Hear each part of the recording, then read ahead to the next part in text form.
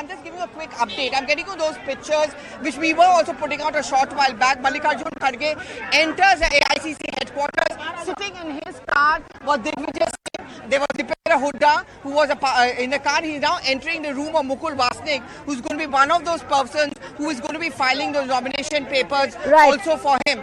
So it's very clearly a show of strength which is taking place over here. I'm just remaining with those pictures from the AICC headquarters.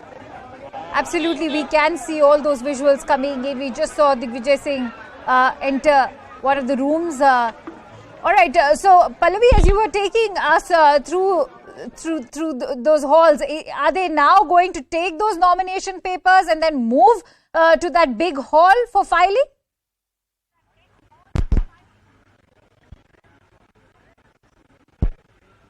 All right, we'll try and reconnect with Pallavi in just a bit. But as you can see, that is where the filing process is taking place. This big hall, as Pallavi was pointing out, is the hall where press conferences also take place.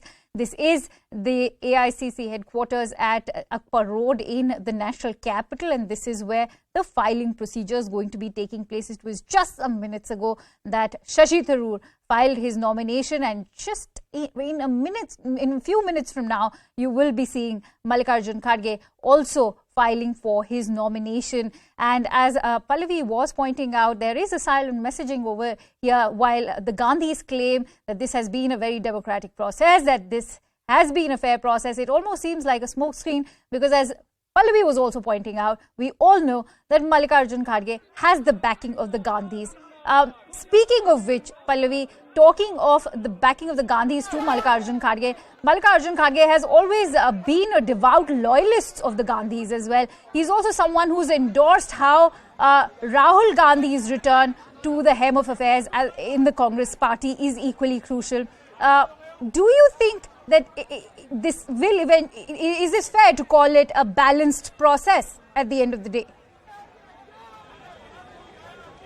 I think the first choice was certainly Ashok Gehlot, right. But there's a sense of hurt when he was advised by Mrs. Gandhi not to become the party president and also not to file in his nomination papers.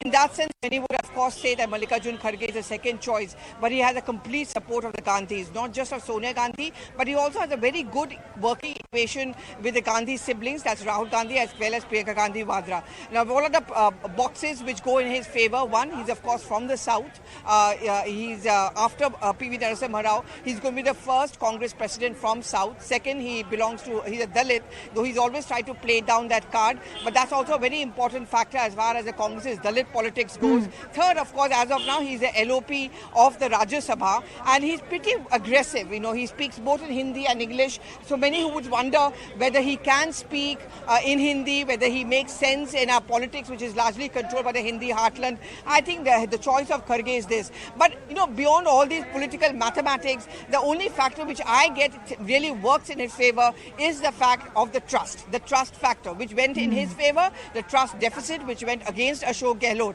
And thereby stands Mallikarjun Kharge candidature. And, you know, we were getting those pictures. I mean, we saw a huge crowd over here when Shashi Tharoor came. But that crowd was largely the ones which were also brought in by Shashi Tharoor. Over here, it seems that the party machinery has gone into focus. From, you know, getting the party Karyakartas to over here. Right. And also just look at the people who were sitting in the car with Mallikarjun Kharge. Digvijaya Singh. There was Deepender Hooda. Again, that's very interesting, I would say, because Deepender Hooda represents someone which is the young guard or the generation next of the Congress party. So I think the messaging which was also going across is that Kharge is going to breach that generation gap.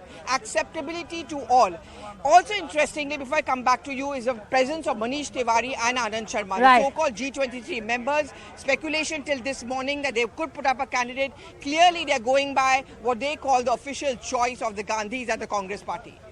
And speaking of the G23, as I was asking you earlier, you know, we know of this crucial party meet that happened yesterday. I'm sure a lot was discussed and conscious efforts were made to arrive upon this conclusion to back Mallikarjun Kharge. Having said that, let's not forget that Shashi Tharoor has been an active participant in the G23. He was somebody who was receiving strong backing from the G23 till some days ago. What explains this disintegration within the G23?